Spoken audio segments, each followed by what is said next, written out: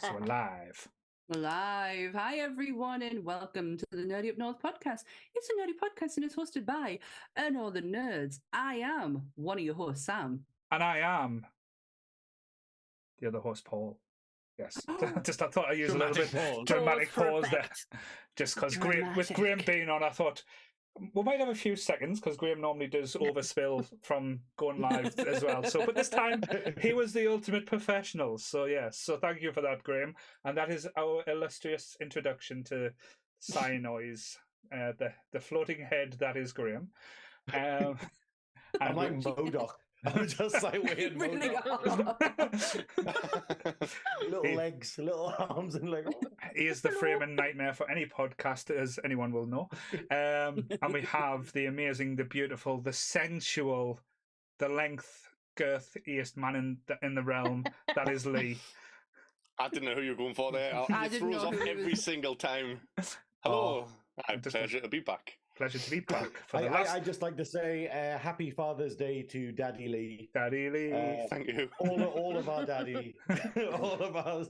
And we've got an announcement. It is the last appearance for Lee as he has been sacked.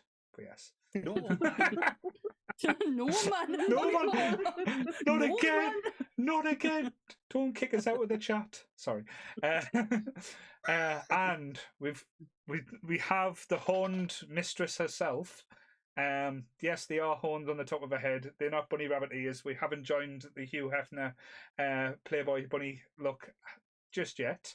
We've got the peach, the lovely Sarah. The peach. The peach. With my absolutely terrible bunny ear horns that I made 5 minutes ago. And it is her first appearance after the triumphant first episode of Women of Nerd Culture. You know that little thing that you've started? That thing you're doing, Sarah. Yeah, that thing. That thing where she's got a cult following herself. So yes, the ginger Scully wannabe is here. Yes, so nerds. And I'm already calling Chris out in the chat. Yes, why has he been a dick? It's I don't do 3-hour podcasts anymore. No, we don't. They're 4 now. No, they're 4 now, especially with Graham. We do try and keep it under an hour and a half, but with Graham being on, it might be a little bit longer. But yes, I have 5 pages of notes, bitches. Quick, Graham's talking. Do your disclaimer, quick. Before election night's coming up soon. Oh my god! No. Quick. Well, that's a good segue into the disclaimer, which is just so happened to left my brain for a second. So, everything discussed in today's episode is our opinions and our opinions alone. If you'd like to discuss anything from today's episode, please come and join us on the Facebook page, the Discord, or the comment section, where we can have an open discussion. But what we won't have is anyone coming for us and telling us our opinions are wrong. We can all agree to disagree in fandom. So let's keep it fun, keep it kind, and keep the toxic behavior out of nerdism. Very well said. So yes, I saw you. There you go. You're free. You're free now. Free speech now. Sorry, I've already had to remove. I think it was one comment from Graham's on the Facebook page today, so that's fine. What was it? Oh, something about being at a Tory party. I was like, Graham, I don't even put notes on anymore. I just remove them. It's like, Graham, you know the rules of the group now. you were doing the sort of name a quote and someone has to say what it's from, and it was like the "No tears, please. It's a waste of good suffering." I just said, "Oh, is it from the Tory Party conference?" But where's that a movie? Hellraiser. I'll Hellraise you arsehole. It's the lowest attended movie in history if it was. But, no. Anyway. That was my porno, but that's on another story. But yes.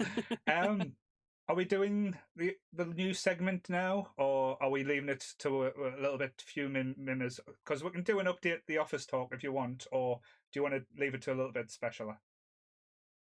No, let's find out. Let's just see where you're at. So, Paul, in the office, where you're at right now? Is that what we're going with now?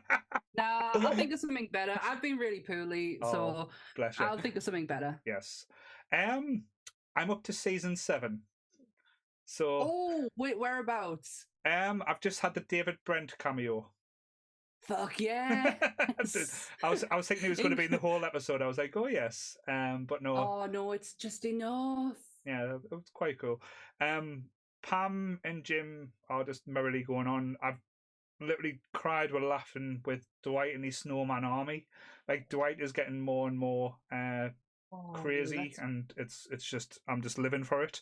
Holly is now back, so and she's just broke up with her boyfriend who wouldn't commit. But that's where I'm up to. So that's where I'm up to now. Oh no! Oh, okay. I'm glad we're going to cut this short because next week that's the thing. That's the thing. That's the thing. Yes. Yeah. So we'll cut that one short. So it's just a short office tease, shall we say? Because we all like a little bit of an office tease. I'm sure Graham can appreciate an office tease. Well, no, that tends to be getting fired. But but I've never worked in Lee's office though, so it hasn't happened yet. But I have never watched The Office, to be fair. Neither version. Like, what's better, the UK one or the American one? Depends. They're both so good in their own way. They're quite they're really different. But the second one is after the first season. It's more on the level. I know it's I'm probably building up now. It's on the same level as Frasier in my eyes so far, with the with the clever comedy, and it's like.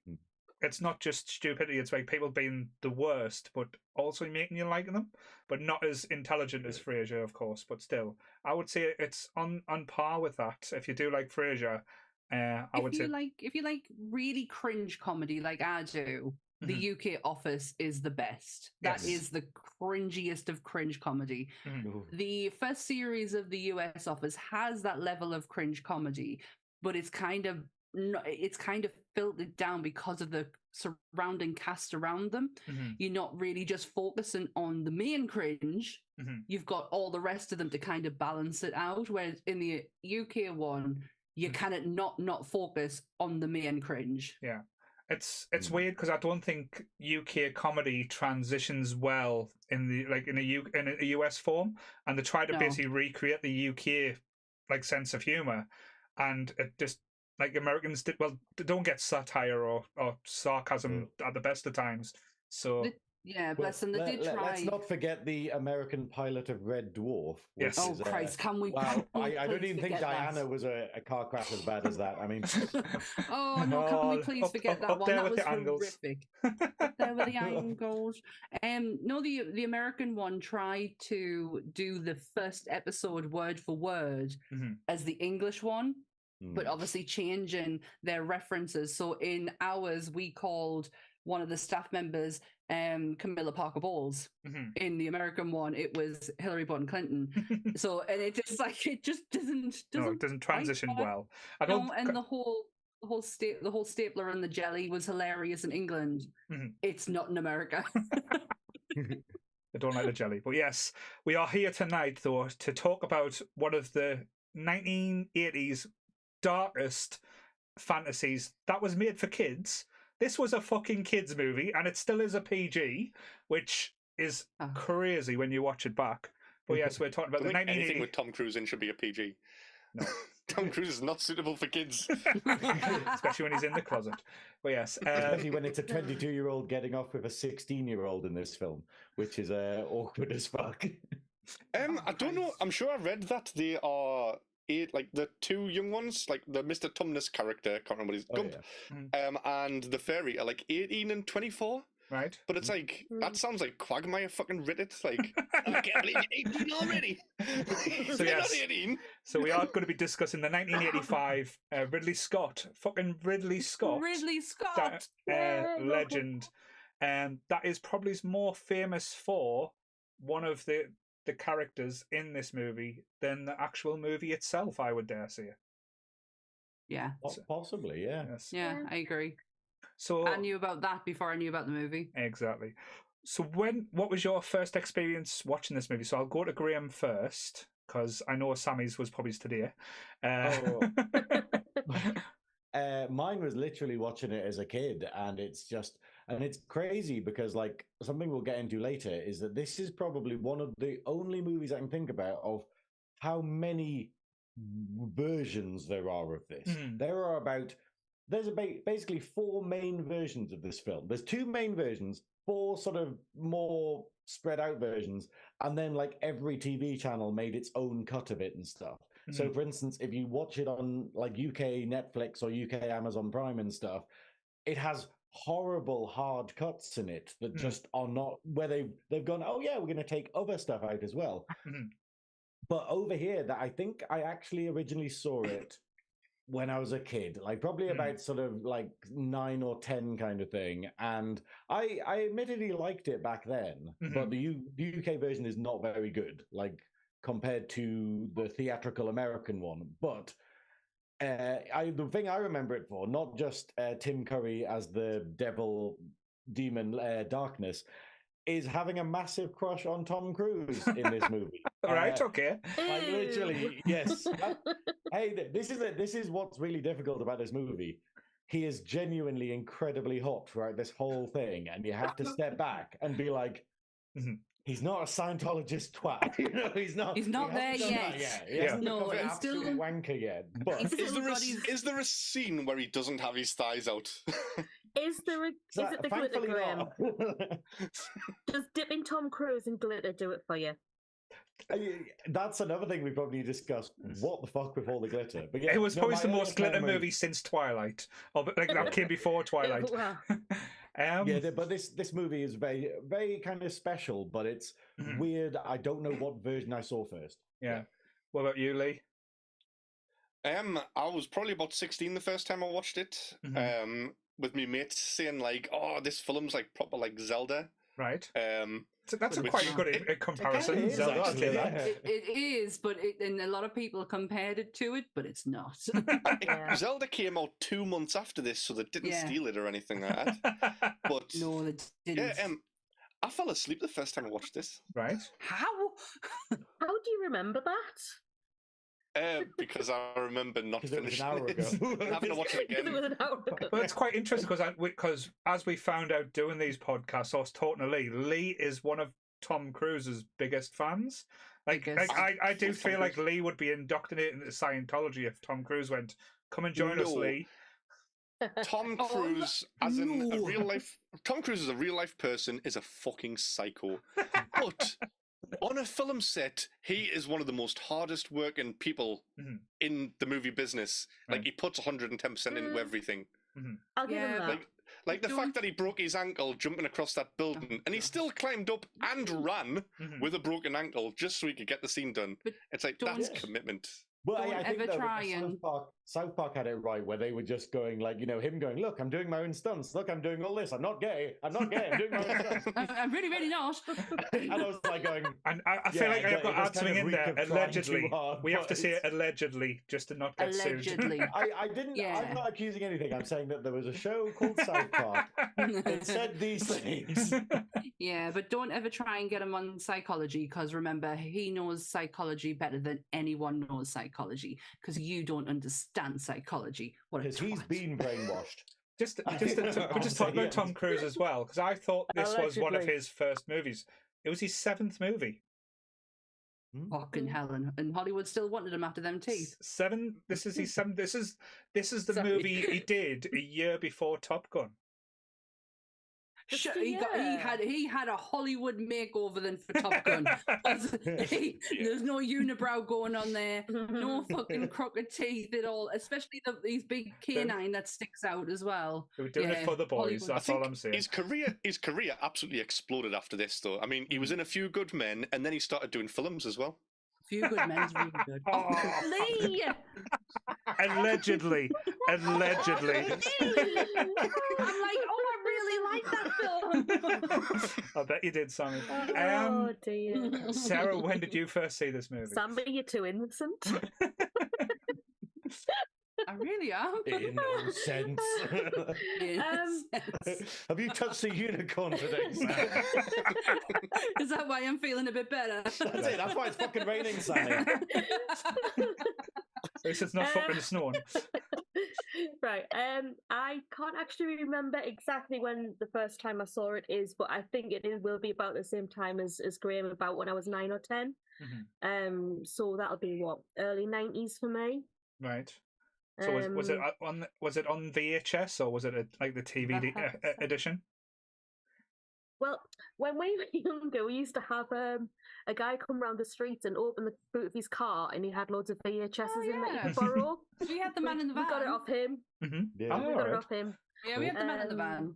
I'm sure it was on TV loads. I remember it being one of those films where they're like, let's break it out every bloody Christmas. It was a bank holiday movie. I remember that because that was my first experience. Was it was on Channel 4, I think. Because Channel 4 used to show a few of the more braver movies at the time. I think it was Channel 4 was the only channel that showed Time Bandits as well around the thing.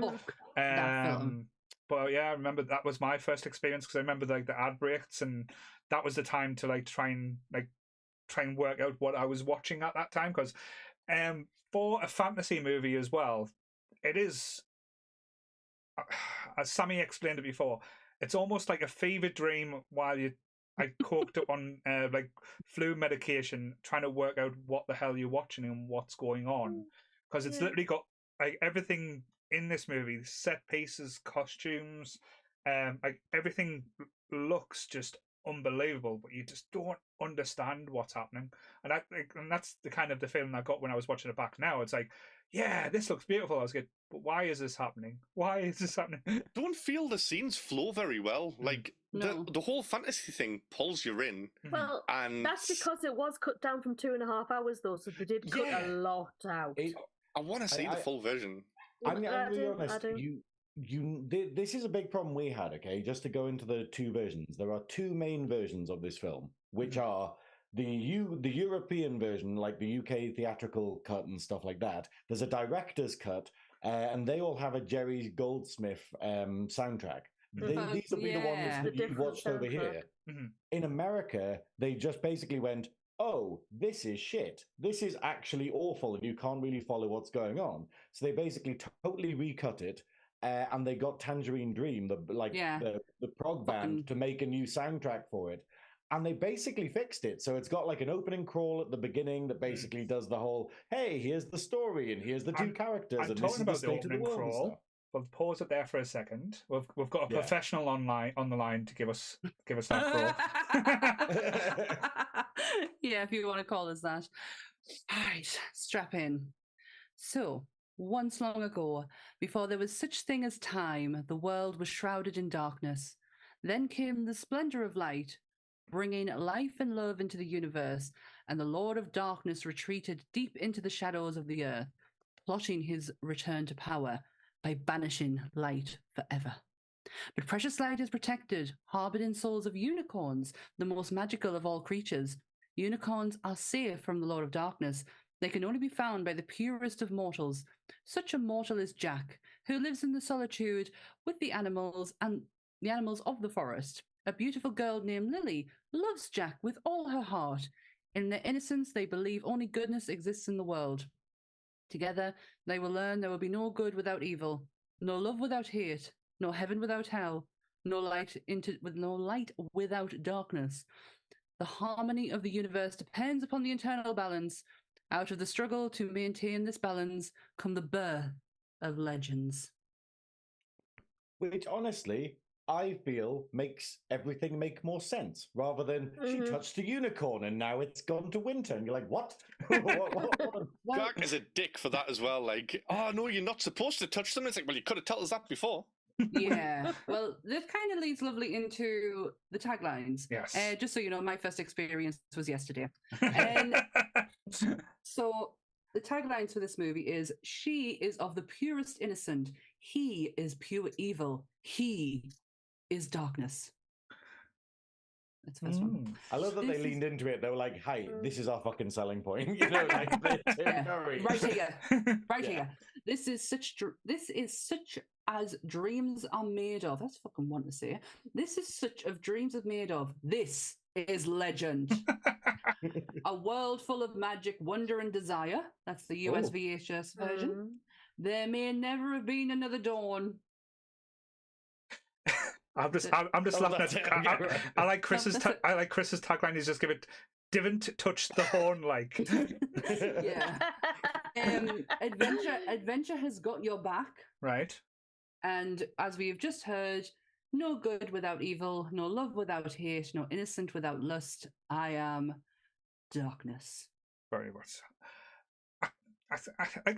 Some of the taglines we've had previously was shit. I do think they do live up the hype with the movie, especially this one.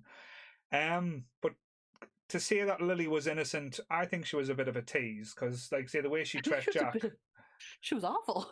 Well, it's all a bit weird because in the American version they kiss. So basically it suggests that they're having a proper relationship and stuff. So they kiss, they're rolling around in the grass together and stuff. It kind of implies sex, but I don't think so. Like, as in that. And then I think they went, oh, we can't have any of that. She's got to be innocent, as in stupid. So they just went, no, they don't kiss. And it's really weird. The relationship, they totally changed it. They kiss before the unicorn bit. Oh, is it about the unicorn bit? No, it's is it? As long as it's before the I remember kissing him, and she goes, "How long have you waited to do that?" And I was like, "Hey, get in." But she was a bit of a cunt as well, though. To be fair, because she pulling down the washing line, like, and laughing when and blaming on the fairies. I was like, I know, that's a bit of a dick trick. I felt offended because usually when someone yells "blooming fairies" at me, I'm just like, "What am I doing?" Your motherfucker. But the set, where the unicorns are running towards, and the beautiful scenery that you see, that is Pinewood Studios. That is full recreated Pinewood Studios. Yeah. I went, because I couldn't quite understand this film very well, I thought I would have a look at everything else around it.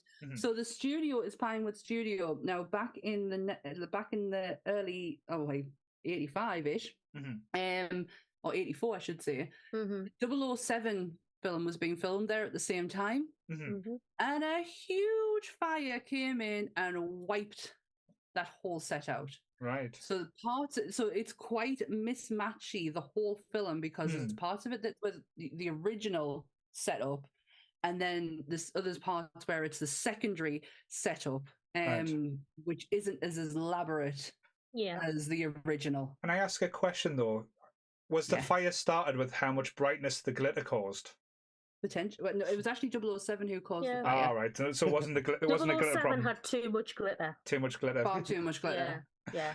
But yes. Couldn't even tell you who the Bond was at that time. So. Roger Moore. Roger. 84, 85. Yeah, possibly. Yeah. Connery was 70s. Timothy Dalton was like 87, I think. Oh, that man is beautiful. What? It's James Bond, Timothy Dalton, man. And now the best. He is the best James Bond. And now we're moving on to a Bond episode. Yes. Oh, please, no. I didn't sign up for Bond. No, sorry. I won't do that to you, Sammy. Not 007 just yet. No. 00 negative. Goonies reference got in there. What do you think of the costumes, though? Because oh my god, all the things were just absolutely beautifully done, in my opinion. But what would you guys think of it? I mean, how much more of an imposing character can you have as Tim Curry as Darkness in full makeup? They were so kind to him as well. Everything. They felt so sorry for him. The special effects, not makeup, but special effects is Rob Bottin, who, if you've watched Monsters before, and if you've watched Us before, he is the guy behind RoboCop, Total Recall, Basic Instinct, The Howling, Legend, Inner Space, Fear and Loathing in Las Vegas. I could keep going on and on and on. This man is an absolute genius. The main one is obviously The Thing, which he's very, very famous for. And what he brings to this movie is such a level of creativity that I was breathtakingly taken away with last night. And I'll go as far as I said, I know this will be controversial and probably no spine. I think the goblins in this movie were better than the goblins in Lord of the Rings. And that's not me just being a dick. That's me just. I know when you're being sincere and when you're not. I 100% agree with you. I agree. The detail in Blinks. I keep wanting to call him Binks. Blinks alone was I was and Meg I had to pause on Meg and just take it all in what I was looking at, and I'm like, fuck me, that's someone's actual face. Like, there's someone really behind that. That's not. Do you want to know who is behind and not that just face? anyone, yes. Not Graham. just anyone. Who is behind Meg? It's a Star Trek reference. It's Robert Picardo, who is the Doctor from Star Trek Voyager. Bizarrely playing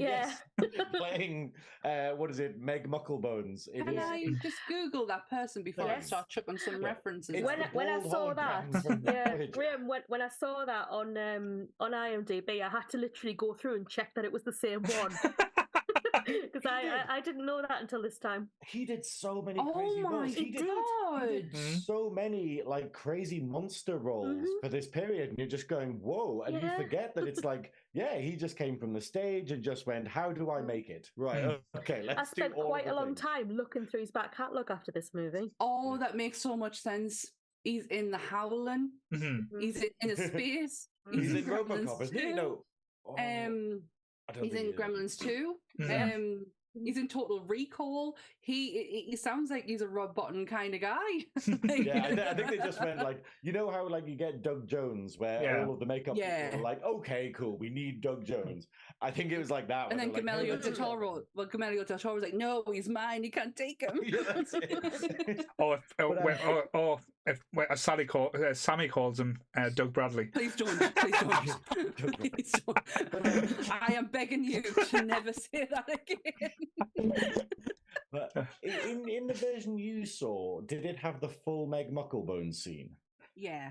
So it did. It had the bit where he hangs the shield up on the tree, and she's looking at it, and they're having a discussion. Yeah, and they're having a talk about it. Disney. Yeah. It just ends up on the tree, I think. Yeah. Oh no, that's a conversation. On the American version, like the better version, the only problem I have with that version is that they just totally cut down the Meg Mucklebone scene. It literally has him being like, oh, do you plan to eat me? And she's like, aha, of course. And then he literally just cuts her head off. Yeah. And so it means that the shield teleports to the tree for no reason. And you're like, why did you cut?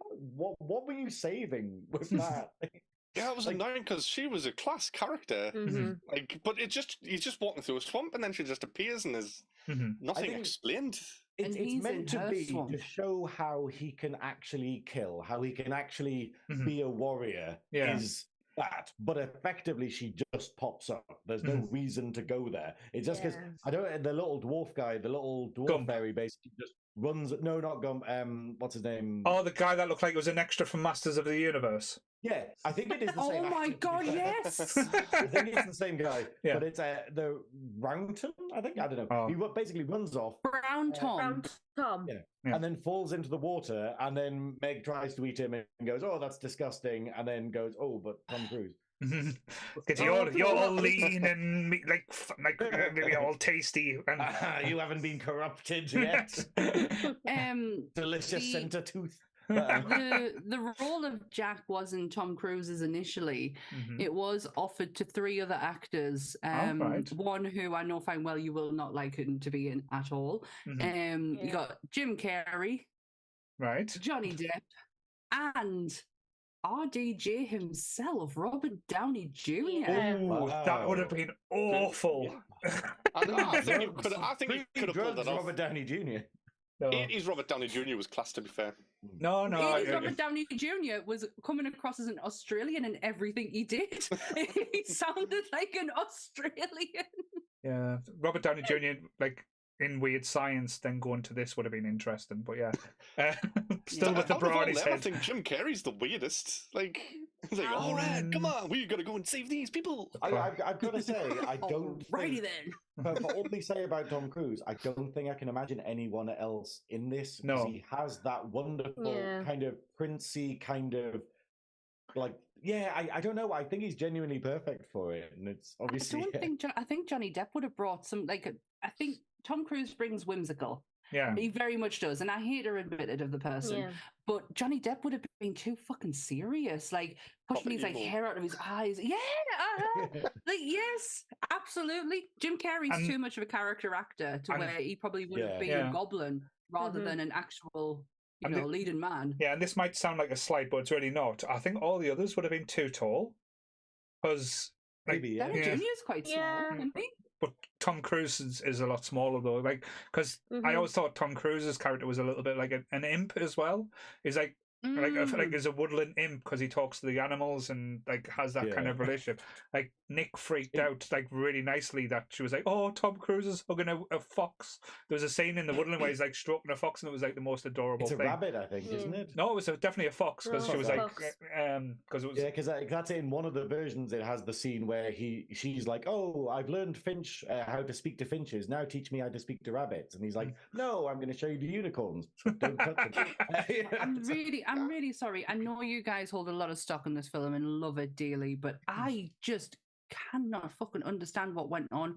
I know that it had something to do with a unicorn. I'll try and send you the American version, which just works way better because there's so much bollocks in the UK version. Like it literally just has weird cuts where you're like, why did that scene happen? Like for instance, like when the unicorn, she goes to the unicorn, and then the unicorn just start freaking out and going wild and stuff. And then they calm down again. And then it's like, oh, okay, well, that was weird. And then she goes up and she touches one and it gets shot. But it's like, why does that happen? You know, whereas it's like the other one, it's literally she goes up and then she touches it just as it gets shot. And then it jumps off and stuff. And then you just go, oh, that's why everyone thinks that she caused this because she touched the unicorn. I'm sure that didn't see it get shot. Yeah. You know, like that. And that's why everyone blames her. Did I actually watch this film? Like, to be fair though, Sammy, I'll give you this. You were probably just mesmerised at how wobbly the unicorn horns were. Because literally it was like walking around like a floppy penis running around half the time. Do you know what I was waiting for? I was waiting for Tim Curry. I'm not going to lie. I wanted to know. I want my husband, every time this film's mentioned, or even Tim Curry in general, he'll always say, Legend terrified me as a kid. So I wanted to see what terrified my husband as a kid. And I'm not going to lie, I shit my pants at the end of it. When he comes out and you see his face. And I always pictured, because I've only ever seen still shots. So in my head, that face doesn't move. No. That face fucking moved. Oh, it was fantastic. There's three parts to the character that always got me. It's like the first, like when you first introduced at the start, it's the eyes, like the bright, like fluorescent eyes is just mesmerizing. The voice, like I don't think, again, call us out, see I'm full of shit, but I don't think there's a voice that has an effect as any other as the darkness in this. It literally hits you in the soul. Like that's through, it's just like every word he says, he could be whispering, he could be bellowing. It's so impressive, and then it really is. He is so good. Tim Curry is so good. He's so perfect for this role. Yeah, and then I can't hear him though. No. Up until that point, it's all just like happy and like fantasy, and you just lie in there, just like, oh yeah, this is a nice movie. I don't know what's going on, but then Tim Curry shows up, and you're just like, holy shit, this is real. Yes. Does it not start with? Does it not? It starts with Tim's voiceover. It starts dark. Oh yeah, it's because it. What is it? The two versions I've watched where it basically has it where it starts off with Blix being summoned to the dark tree. Yeah, and you see the eyes. Such and such. And in one version, you don't get to see darkness. You just see like a hand on the other side of the throne. On That's the other one, you see that's the one of Disney. Yeah, you see him full, but he has like glowing, luminous eyes, and he has like bright yellow fingernails and stuff. Yeah, he doesn't actually show up in the Disney, in the one that's currently on Disney, until an hour and 3 minutes into it, and it's an hour and a half movie. But who's his dad? I don't like. He keeps talking like, "Father, help me," and it's like it never says it. In some, I don't know if this is like totally correct, but I have read that he's meant to be the son of Satan. That would make sense. Because they don't call him Satan, or they don't call him the devil. He's called the darkness. By his name, yeah. He's like the essence, but coming back to the point I was making as well. No, that's fine. Like say the 3 points is like the initial eyes, then the voice, then when you see him in full glory, like when the hoof comes out of the mirror, and you see like the glittery whole hoof, the whole like chest piece, and just the fucking cocksure of himself when he's walking about, and he's just like, "You're my perfect mate," and that's when the Tim Curry comes out when he's talking to like Amira Sarah's character Lily, like when he's communicating her, like almost trying to seduce her, that's when I can hear the Tim Curry in it. That's almost like the Tim Curry from like Home Alone, or the Tim Curry from Pennywise comes out a little bit. Yeah. I couldn't honestly throughout the whole thing. I couldn't hear him at all, and I didn't know if that was a good thing or a bad thing. I was like, I don't know, but I had to go and have a look at the makeup behind Tim Curry and everything that went into it. And bless his heart, man, he had it tough. So he had to wear a large structure on the top of his head, and the structure was it was fiberglass horns supported by a harness underneath the makeup. The horns straightened the back of Curry's neck to where he couldn't actually physically move around. I know there was an incident with his makeup where he ended up pulling off his own skin, which then made Ridley Scott say, we need to do something different. So Rob Bottin created these horns that really freaked people out, because when they went to go and pick them up, they expected them to be heavy, and they were not. There was paper.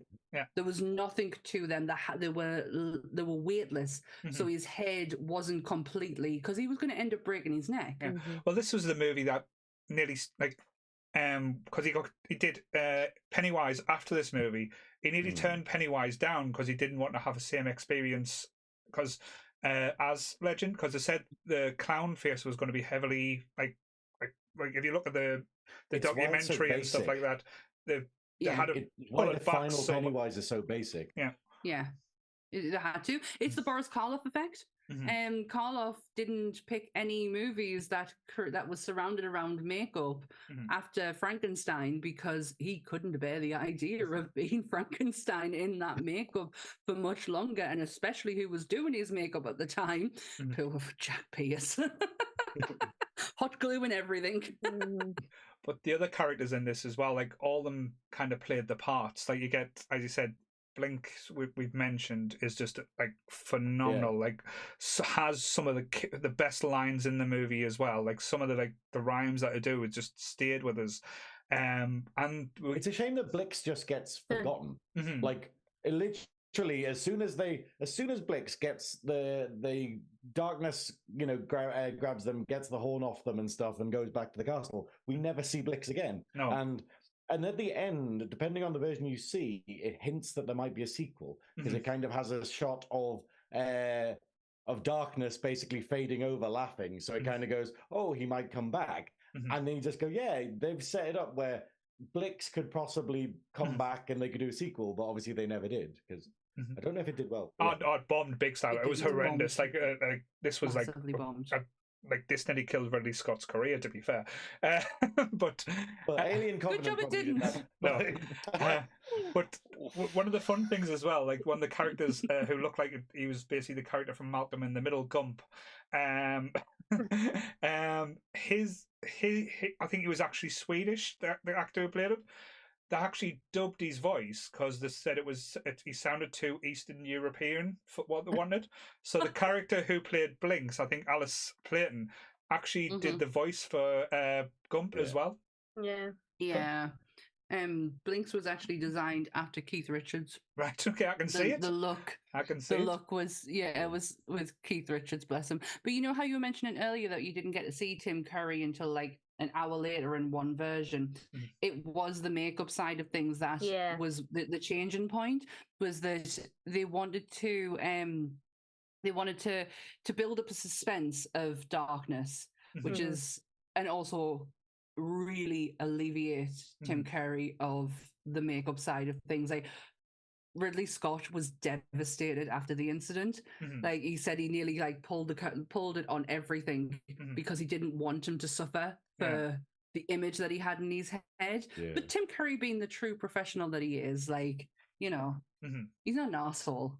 So you can't imagine that it was a bad conversation. No, I think it's quite different from Frankenfurter. No, this idea of he's like, I have been in lots of extreme outfits, and then we have this one, and then we have this one. It's like, And then this one. Yeah. This one, it was beautiful. And no wonder Dave Grohl has small horns in Tenacious D. I'm not going to discuss how small Dave Grohl is. There's a lot of fans out there that'll fight you for that one. But apparently it was Ridley Scott seeing Tim Curry in Rocky Horror that inspired him to cast him for this. Right, all right. And he was always number one. Yeah, but he was also considering Richard O'Brien for Meg. Yes. Oh, that would have been amazing.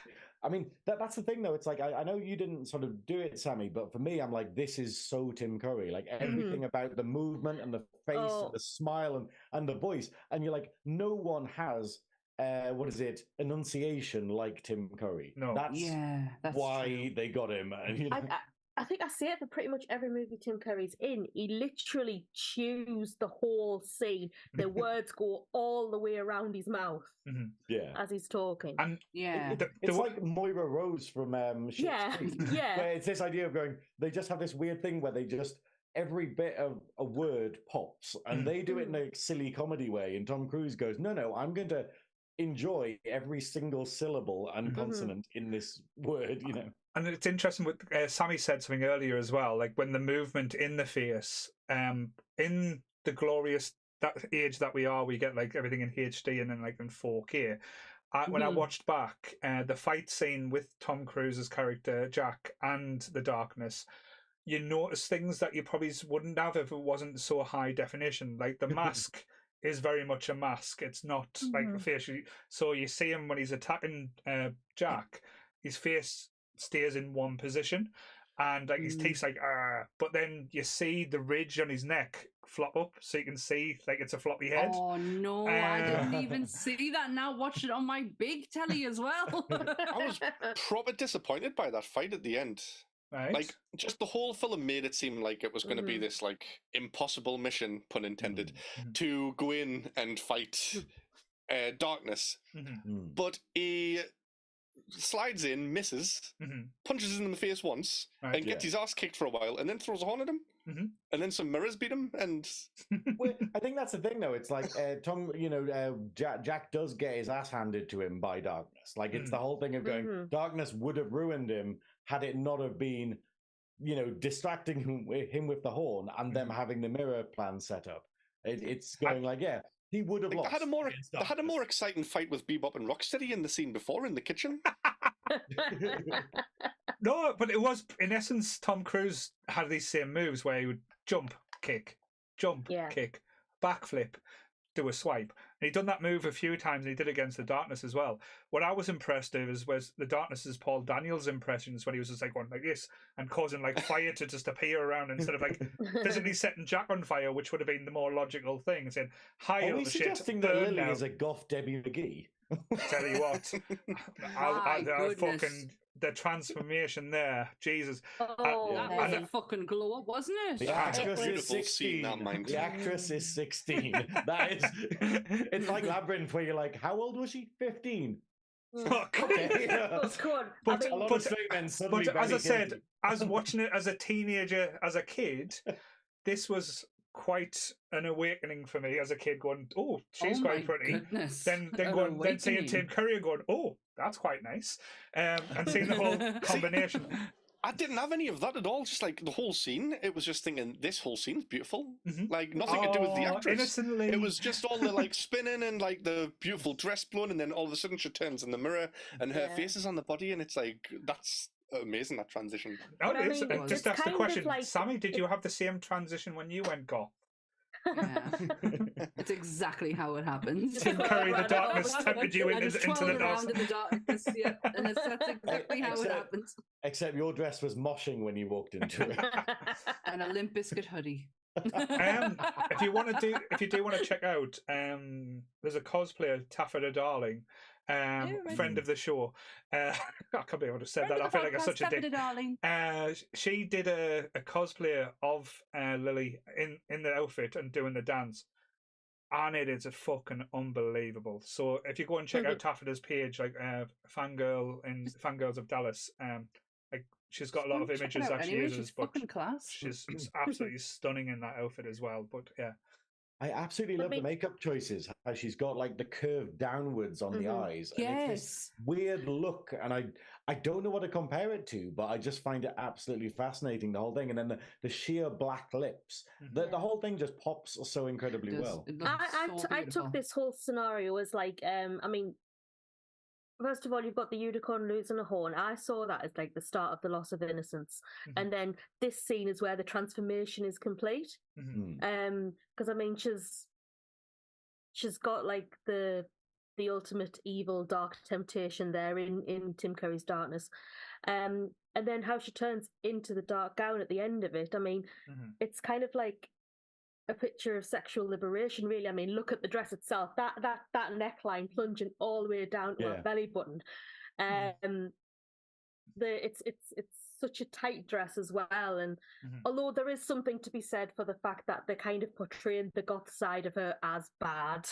Yes, Sammy, you're bad. And we're not. You're bad, Sammy. They're not bad.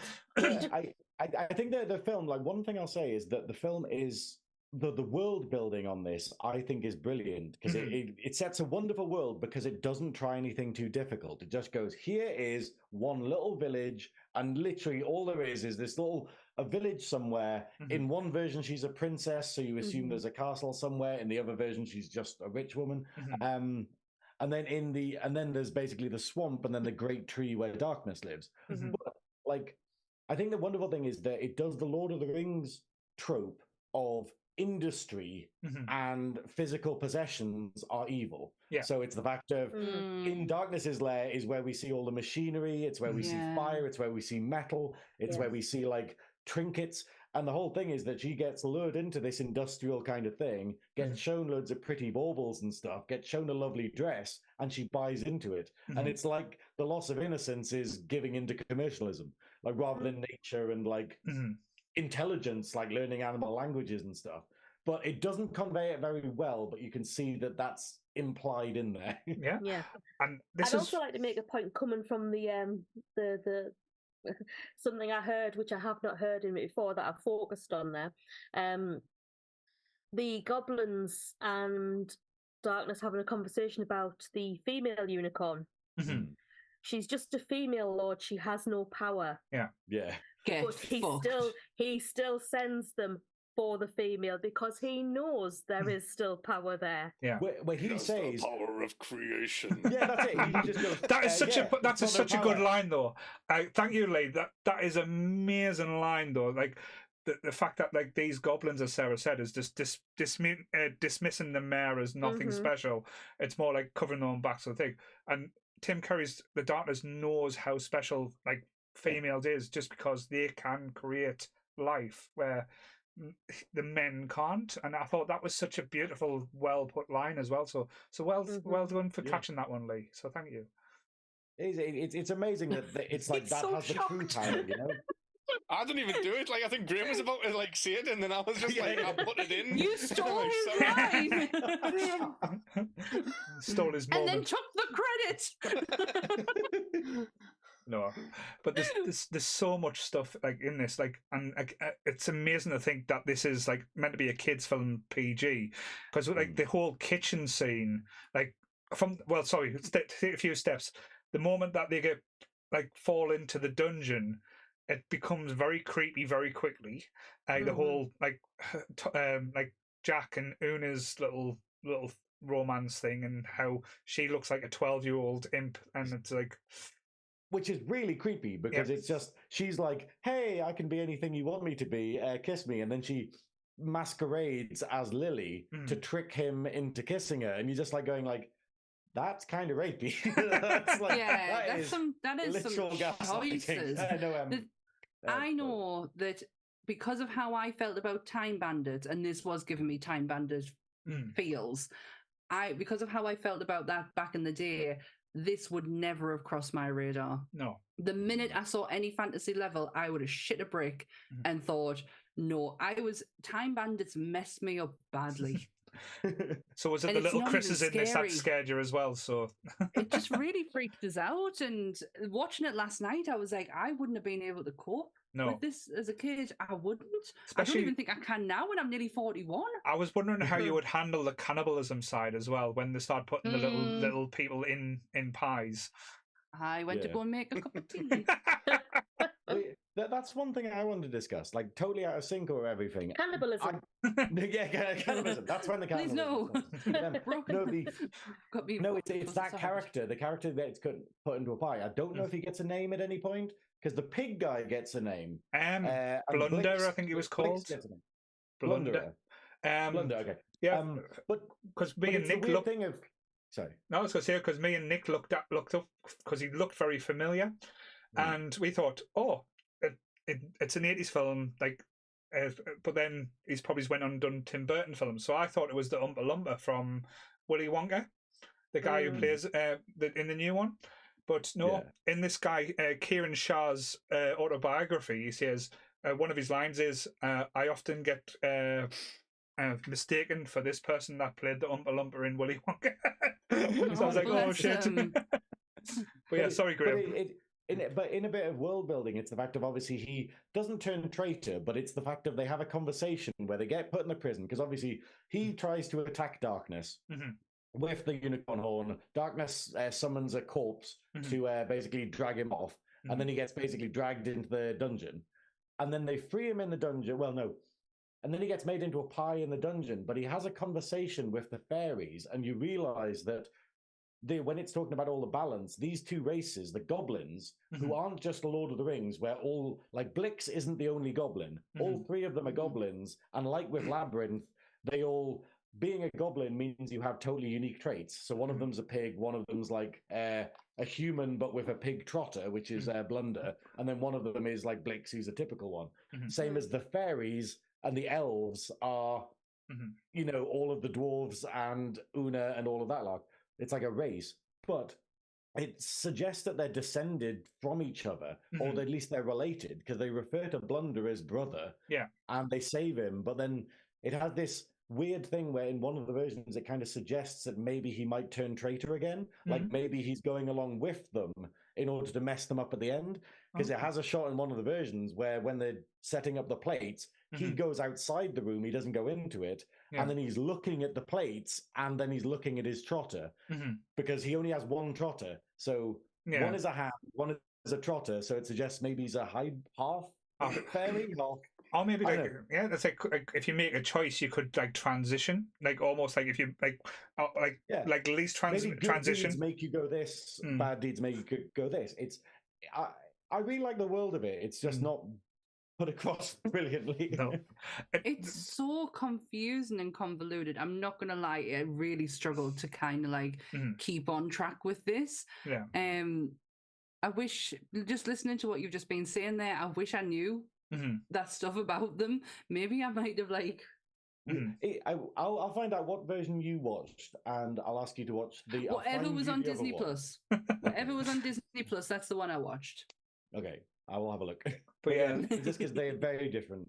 No, definitely. And again, this is why I like doing these type of movies as well, because you get the nostalgia factor from the people who watched it like as a wee one, and then we'll revisit it now, and it's kind of looking at it with a different pair of eyes, and you see it. I guess you don't see things as children. You see, because again, this is going to sound corny as out. You see it with the innocence of a child, and now as adults watching it back, we're seeing it as like all the creepiness and like the scariness, like the scene with Tom Cruise and Gump, where Gump's trying to make Jack take the shot to kill Lily, because they feel like she's delved into turned the darkness, and that she's going to kill the final unicorn, and when she does it, like that's the end to anything that is good and that is light, and like there will never be like another sunrise and stuff like that, and how Gump is then pressuring Tom to I keep calling Tom Jack to do it, and to the point where it's quite ferocious at the way he goes about it as well. It's like there's no compassion there. It's like this is supposed to be his one true love, his soulmate, and you're then like, fair enough, it's to save humanity. There's got to be a little bit of compassion there as well. But and the fact that he believes in her and he takes one of the best shots through the darkness's necks, and he just laughs it off like it's nothing, and it's just absolutely brilliant. I don't think they build up the relationships enough in this. Like, I think that's one of the biggest problems I've got with this. Like, Tom and Lily just see a unicorn at the beginning and then he saves her at the end, and like Tom's eyebrows have a better connection than they did. How long have you been waiting to get that one in there, Lee? Love it, Lee. Whereas that's the thing, where they have these, whereas in the other version they have this wonderful relationship at the beginning where it shows how in love they are with each other and they have this rapport and all of that lark, and then like it's so fucking hell. I just hate that they. I've never seen you so frustrated on an episode before. It's just really difficult because like the problem is I had to force myself to watch the European version, like the Jerry Goldsmith version, like today, and it's just so bad. Like I was like, what the hell? Like it literally just has scenes where it just reuses footage or where it kind of just where he dives in the river. Yeah, it's just insane. And she's running after him, but she's meant to be passed out, and she's like reaching out to him, like, "Go, Jack, no!" But they just cut the volume out. How did this get released? Is a lot of the thing, and I can see why it like bombed. And then you watch the other version, you're like, "Oh yeah, that totally makes sense." Like, what's Jerry Goldsmith's score like? Orchestra, it's very boring, if I'm perfectly honest. Right, I got you. It makes everything feel really slow because it puts loads of crap in. Like in the good version, Lily doesn't sing at all, so she doesn't do any songs. There's no sort of like her singing or whatever. In the other version, she's like constantly singing a little song about my true love's arms or whatever, and it just works it in. And every scene is way longer than it needs to be in order to go that. And then Tom's like, "Oh, sing to me, Lily," and it's just like, "Oh, maybe you could lure the unicorn if you sing to it," and it's just like going. What the fuck is this? Like, I had to. And then the other one, it just doesn't happen. It literally just there's no singing. For any of our listeners, if you want an idea of a Jerry Goldsmith score, my T-shirt gives you probably one of the best ones he ever did because he did the score for The Omen, so you can kind of get a feel of where Jerry Goldsmith is. Bizarrely, I was laughing about The Omen the other day because one of the running gags is basically when you know the trailer for The Omen that they released, where they were just going such and such, it stars such and such, and Gregory Peck, and it's the most violently I've ever heard a name ever said. And it just became this big thing of whenever we were talking about anything, we just add and Gregory Peck at the end. I'm going to try that. Just to touch on Lee's point as well, just to ask a question on that. I'd like to touch on Lee's point. Not that point. Do you not feel like, because we are spoiled a little bit now when it comes to like say fantasy movies or even fantasy shows where the relationships have a longer time to dwell because it's like over like if you think about the Lord of the Rings, it's over 3 film and 17 million hours to go through. And then if you get like fantasy TV shows like Game of Thrones or House of the Dragon, it's like over a season you get that relationship build up. But you have to think this as well. This is a 2-hour, but not quite a 2-hour movie, and you've got to fit so much stuff into these movies now, especially in the 80s, where let's be honest, it wasn't really too much about plot. It was more about luck and what can go through and what makes sense. Do you feel like you feel that way because we are spoiled a little bit now, or would you still feel that way watching the back? Still feel that way, right? Like whoever cut it down from 2.5 hours is a dick. Right. Like we need that cut.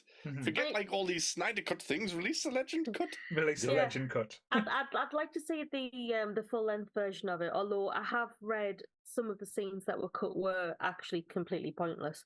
But still, it's an awful lot to take out of a movie over an hour. From a finished product. So they could have got away with just taking like maybe 15 minutes worth of the pointless scenes out to like establish these relationships and that. What was the runtime? It was 2.5 hours initially, and it went down to about 1 hour and 34 minutes. Yeah. So you see, you're looking at 80s films. 95 minutes was long in them days.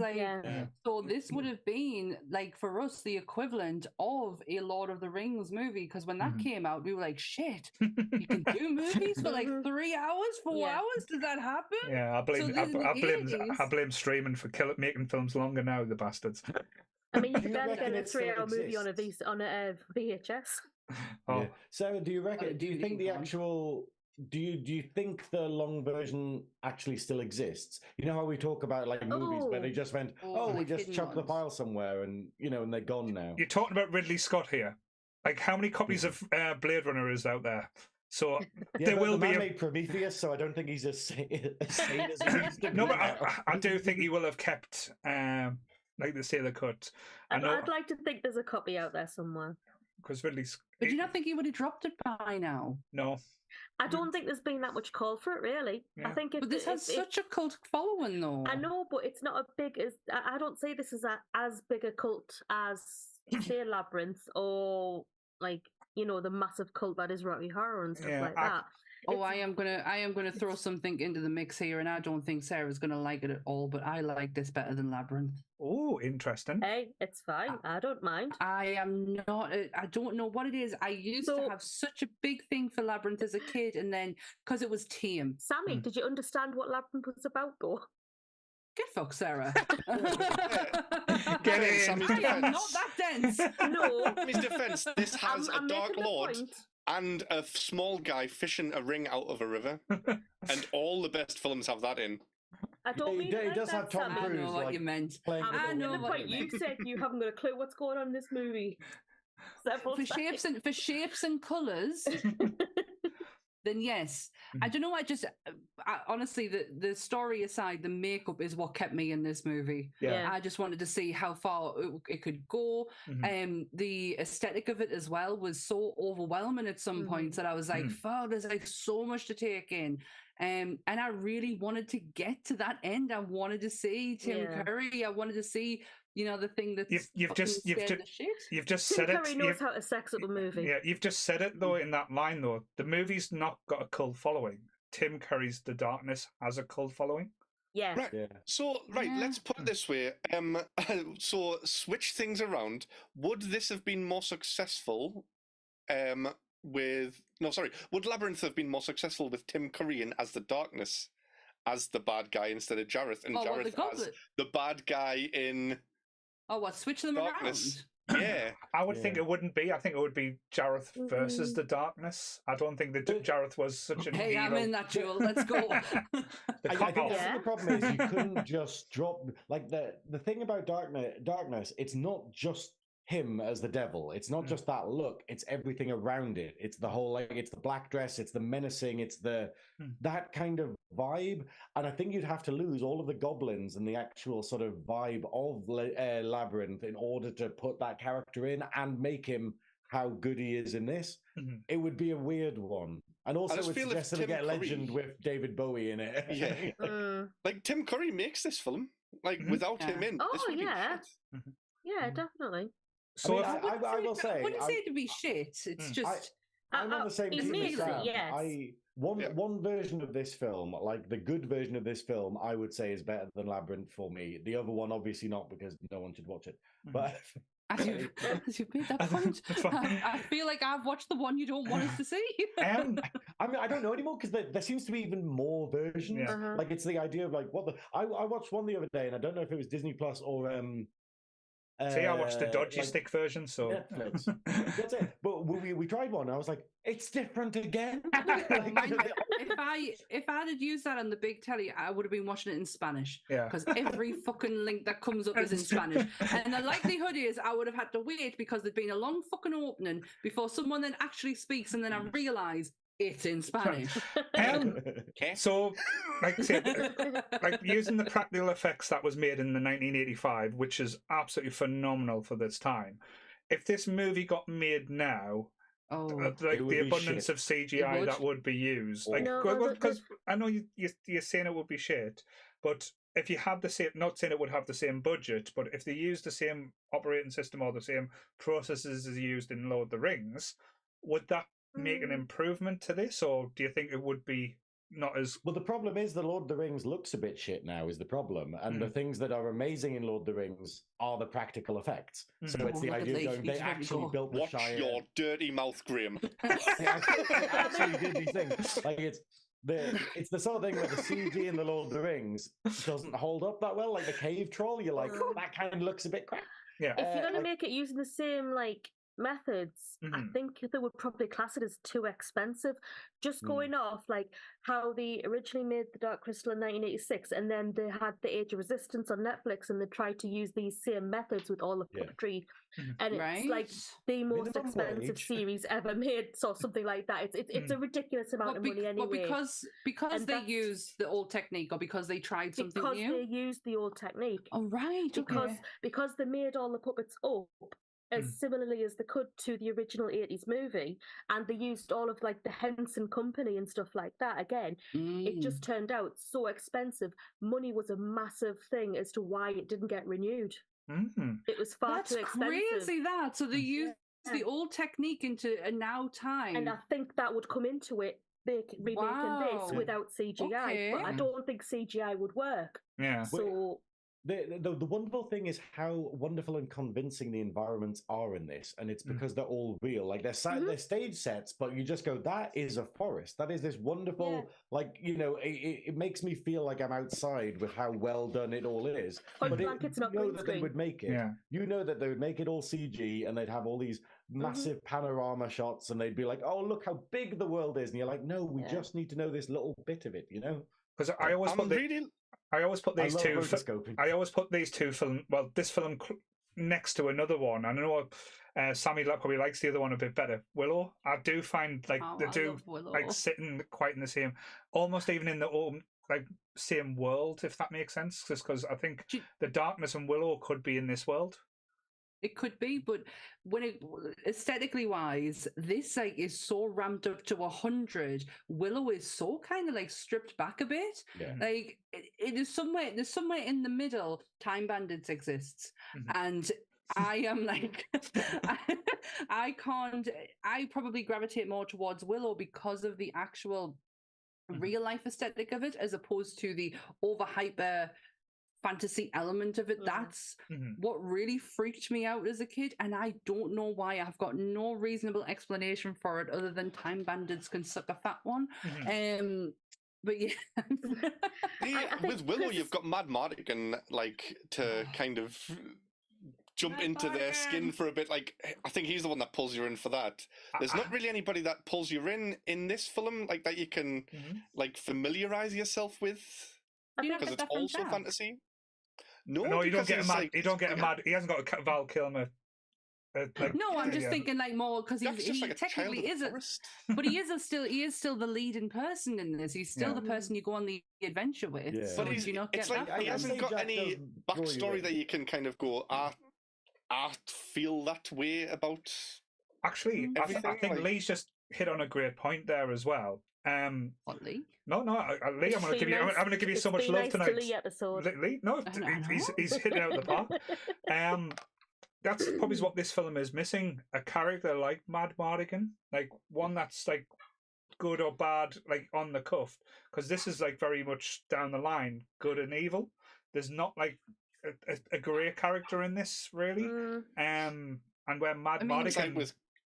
Like with comedic duels, you've always got like the comedic guy and the straight guy. Like there's no straight guy in this to cement yourself in it. It's a very serious film. Like it's a film where it's like a fable or a story. You know, where it's like long ago there was a princess who lived in a castle. We don't know anything before that at all. We just go. The important bit is that she's a princess and he's a child of the forest. And the unicorn dies, and this guy's evil, and that's kind of the wonderful fantasy thing about it. But it is weird when we're so used to kind of here's this massive backstory, and here's all of this. No, you're right. It's kind of like stripped it down. It's very heavily influenced by Beauty and the Beast. All right. I also thought it had an element of Paradise Lost. The fact that it focuses on Satan's perspective, and that there's like that is deep, Sarah. The overtone at the start is darkness talking. I'm not going too far into that there. It's just kind of that's it's. I get what you mean. It's almost biblical, but from the opposite side. Like instead of doing it from like God's side, from it's interesting because obviously Paradise Lost Paradise Lost is basically sort of, saying, hey, everything got created, and then God is the first angel that goes, oh, we exist. Oh, I did this. Yeah, cool. And it's kind of seeing the flip side of that and being like, hey, there was nothing before. Then creation and light happens. And, at the end in the sacrifice, darkness is like, oh, and then we all had to scatter. We all had to run away when light came about, kind of thing. And that is actually kind of crazy that it's the opposite side of creation is what he's describing. See, Paradise Lost to me is something very, very different. So I'm glad you explained it. There's two elements that really did annoy me when I watched this back. And again, I know there's things that irritate, but things where I actually got annoyed at the movie. The one where they do the mirror, say that to get the light through, where the little dwarf or elf guy goes up and carries the mirror and gets up there, then falls asleep. I was like, that is just so idiotic and stupid. It really irritated us. Doesn't it get explained in the other one, Graham, why he falls asleep? No, just tired from the climb? I can't remember which one, but yeah, it is. It's literally the problem. The problem is in the good version. In the good version, it doesn't even have him explaining, oh, this is a big climb I've got to do. In one of them, he basically goes, oh, cool, I'll do the climb kind of thing. And then it does cuts of him climbing up and showing what a big journey it is. But then it kind of goes, oh, well, I guess maybe he was really tired lugging this thing up. But then in the other version, the good version, admittedly, it doesn't. Admittedly, it literally just has him go, okay, I'll go do this thing then. And then the next time we see him is at the top going like, oh, okay, cool. And then falls asleep as like a dickhead. But I think I wonder if it was just done to create a bit of suspense. Yeah, possibly. That's really, but I think it's more the idea of that fantasy trope of basically going, look, all of the good things are lighthearted and they don't really do serious stuff. They're all meant to be dancing and singing and having a good time and stuff. So the idea of going, because throughout the whole film, those two dwarves are basically like, oh, should we run away? Should we just have some fun rather than actually doing this mission? So it kind of suggests that without the Gump or Jack pushing them forward and going, look, we need to save the world. We're not just here to be fairy folk. It kind of goes, oh, he fell asleep. But I don't think it's well put across if that's what they were going for. Yeah. And then the other thing, I just punched the mic, sorry. I hope I didn't hear that. Are you that angry? I felt that. The other thing, when the horn goes in the puddle of fire, and then Jack just puts his hand in with no consequences at all. No, that hurts or ow. Just water. I thought it was lava. It's just a reflection, I assume it's just water. Yeah. Yeah. But just reflecting an image of the fire like a mirror. But still, it would be hot. There's a flame there. It would be still heat doesn't just transfer away. The water isn't boiling. There's fire next to it, but the water isn't actually boiling. But I did think that it was lava. It's coloured like lava. But... Even if it's not boiling, though, you would expect it to be hotter, being kind of in the hellscape. But there was just no reaction at all. I would expect at least to go, ooh, as he brings his hand out, And then when he got the horn, missing hour I was expecting this get quite intense stabbing. Then they take him to the burns unit. Yeah. And I was expecting some quite intense stabbing, but he just kind of goes, ooh, like almost like Spider-Man in him with with the horn. I nearly said something very repulsive there, but I stopped myself. Throwing the horn just in his chest, and it, fair enough, the visual of it in his chest was brilliant, but that could have been done in such an amazing way rather than him just lying on his back going, yeah. Well, when we see that Blix can basically do magic through the horn, Blix can basically use it like a wand. And you just go, oh, cool. And then Jack's just like, oh my God, I've got this super powerful item. And it's and I kind of like it, but it is like, Jack, you're a dumbass. Yes. So I know we've talked quite a bit about the movie. Is anything, because I know Graham's got his notes, is anything that we haven't talked about that we've missed there? We are not going to get through anything that I want to talk about. I have so much to discuss about this, but we will never, ever do it. I do want to draw attention to the fact that Nell, the woman at the beginning, the Bloomin' Fairies, just dies, which is kind of interesting. Where it's just, literally, in one of the versions, Lily goes to the house and it's all frozen over, and her and her husband are just there, totally frozen. Yeah, but there's a baby. There's a baby thing. Survived. Yeah. I forgot about that scene. Like, I could eat her brains like jam. Yeah, that's it. He just like, well, she's dead then. Great. That's like, you know. Yeah. But wasn't there a baby's cut there as well? I'm sure there's like a cut. So that's a bit. It has lots of dark elements, but the one bit I wanted to draw attention to is the difference in the end between the versions. Right. What happened at the end that you saw, Paul? So, like, what was the final scenes of it? So the light hits the darkness, and he fires off, and he does his whole like spinning off into space, like Spaceballs-esque ending, and then Lily and Jack are together. And all the furry creatures are in the forest and waving at each other, going, "Yay, bye, we saved!" And the unicorns come back and save because they reattach the unicorn just by spitting on it and rubbing it and putting it back together, and it kind of fixes it as normal, and it comes back to life and it saves all of humanity. But then you get like the Tim Curry face over the laughing, going, "Ha ha ha ha ha." Is that the version you saw, Sammy? Like, did you see Tim Curry laughing at the end? Or I don't think I saw Tim Curry laughing at the end. No, because that thing in one version we basically have it where the Gump goes, "Oh, there's a spell on her. You're the only one who can break it by sort of fulfilling your promise, which is and then it hints at find the ring that she threw away, being like, hey, whoever gets this will become my husband." And then he goes and finds it. He puts it on her, and then she just wakes up. That's what I saw. So she just wakes up, and then they kiss, and then it's all fine. But in one version, they talk for ages, and they talk, and then he ends up going back to the forest. So it ends up with just him on his own, running into the sunset, waving at all of the other creatures, and she just runs off back to the castle, essentially. And it kind of goes, hey, they're not going to be together in a weird way.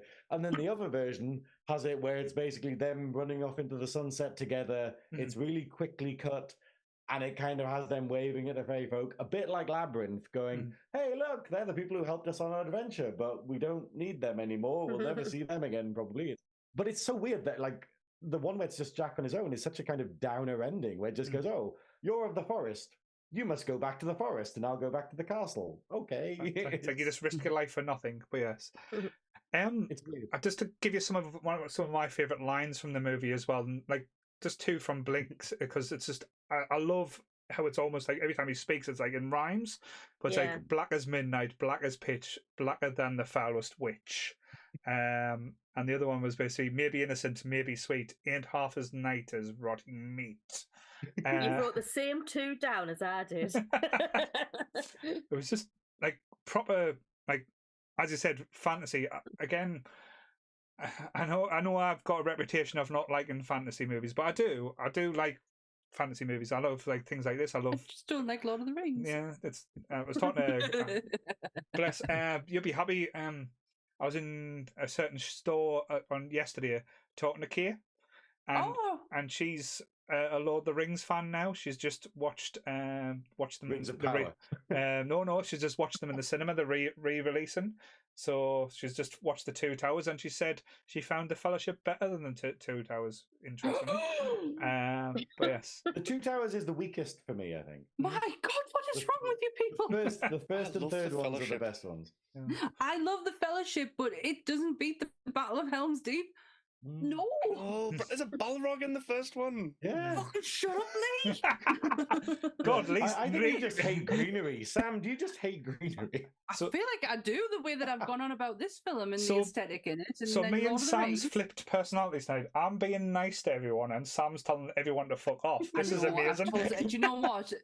Lee, I'm not bothered about, but Sarah didn't deserve it, so I'm very sorry for telling you to fuck off. My apologies. Now, Sammy, you've got to tell Graham to fuck off and me to fuck off to complete the night. Do it. Well, I'm taking back my telling off of Graham from before, after saying that he loves the Fellowship. I was going to have to drive around his house and put him over my knee. Oh no! That is well, maybe Two Towers is the best one.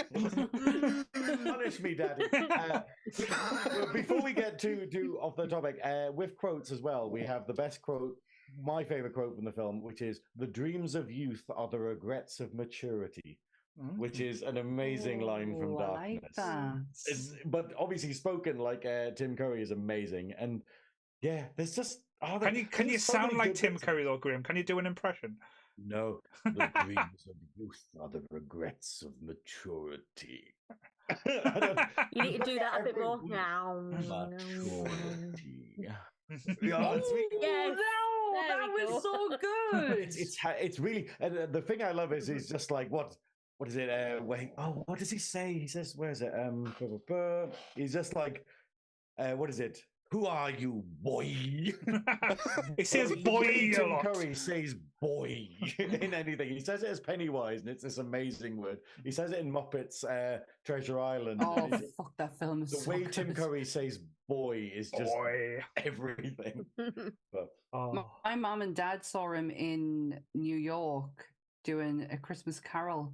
And it wasn't even on Broadway. It was kind of off Broadway. And they walked into a theater and just said, sit down because it was freezing outside. And there's Tim Curry doing A Christmas Carol. And they just were like, what do we do now? what do we do now? Get him to shout boy.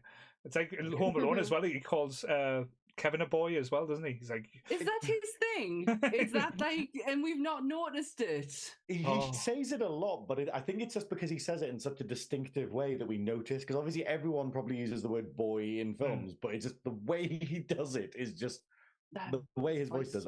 So we're going to have to watch Clue and see if he says it in Clue as well. Oh God, that's one of my favorite films.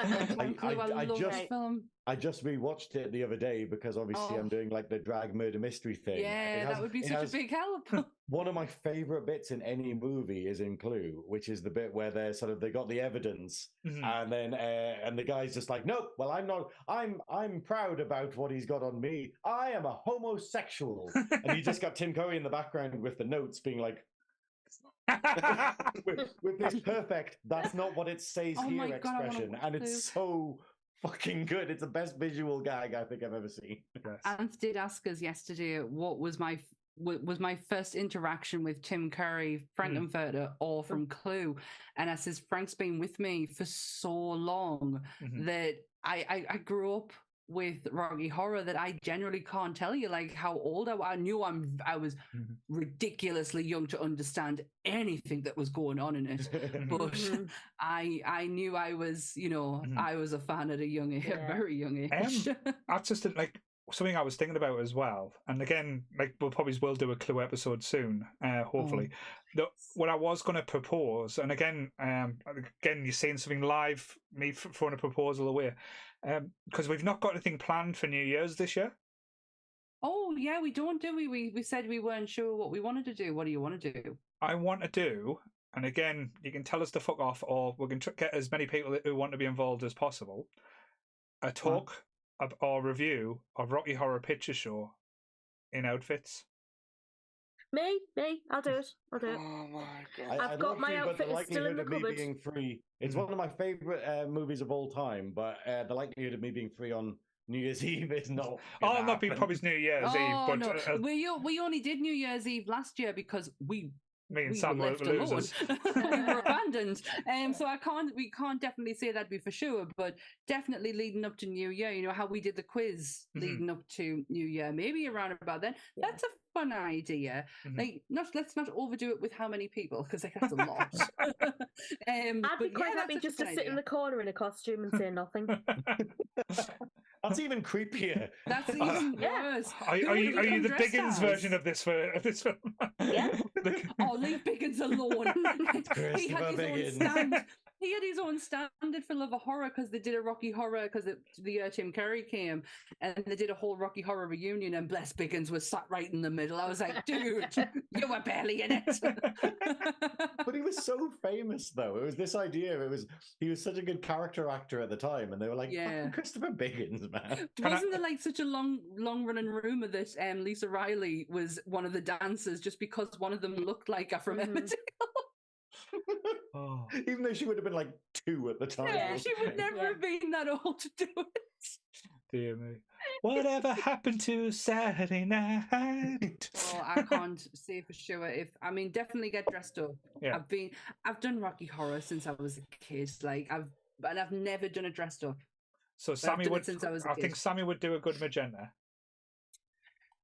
She would be my go-to. I'm not gonna lie. She would be my go-to. Chris would be Rocky. Oh fuck yeah, would he? Gold pants.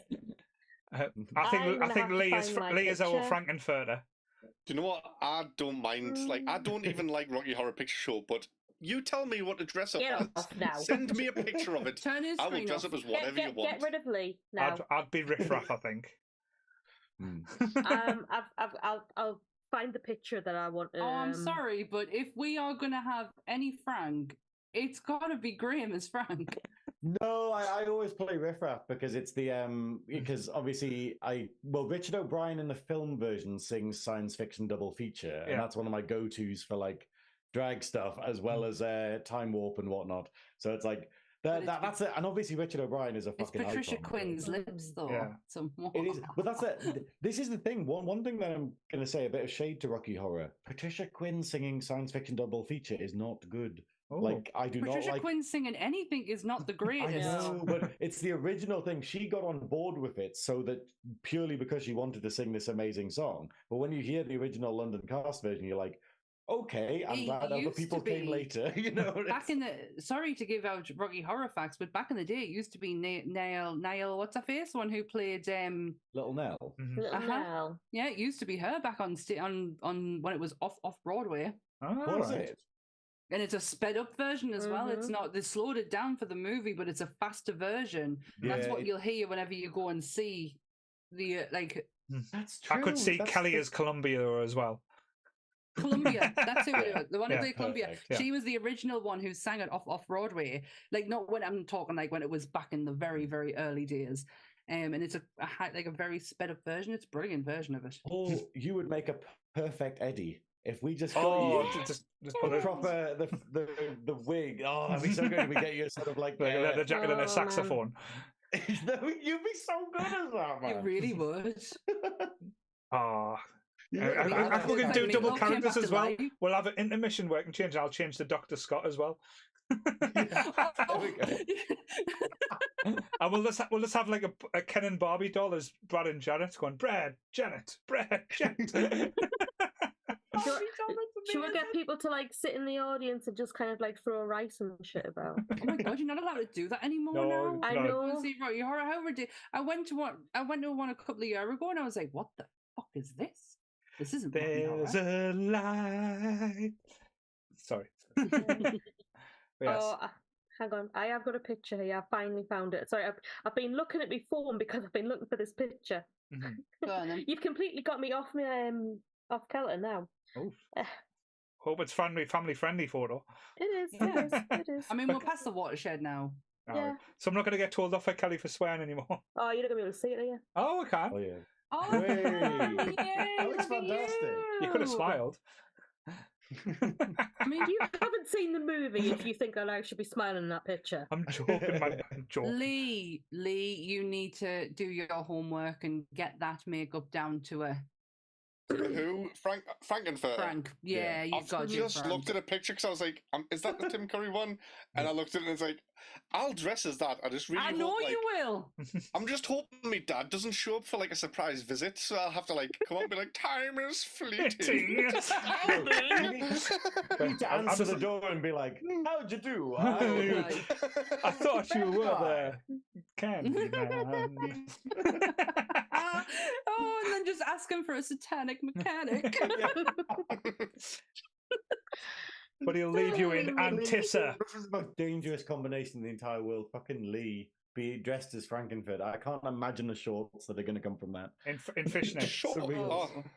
I thought you meant like shorts, like what you're wearing. It's like, no, he's wearing panties. Thing is, yeah. Well, yes, gonna have to get to I won't be able to stand up. Lee, I have some beautiful bordello heels that are a size 9. You'd be able to... I thought you were going to lend us some knickers there. No, my shoes. My big red shoes. What is this episode turned into? I've got some bordello heels. So now on Nerdy Up North, you could buy a pair of Sammy's panties. Used by Sammy and Lee. I'm sorry. This is not how I expected this episode to end, though. Hey, we don't know how things are going to turn out these days. We're just rolling with it. We're rolling with it. I think the story last week on the Great Outdoors telling how I lost my virginity at 14. That didn't really. Yeah. I don't think I came off the worst in them stories. I think it might have been me talking about me really depressing first relationship where we didn't speak. Just will you go out with us? Yes. No, it wasn't even that. It was like me mate wants to get out with you. Aye, we'll not talk and look at each other. That was it. True love. They shouldn't get fingered in the back of a bike. Right. That's all. God. Before we get into ratings, has Lee got anything he wants to add? I'll probably just add my favourite quote, which is probably the most quotable part of the film, which is just the "We're all animals, my lady."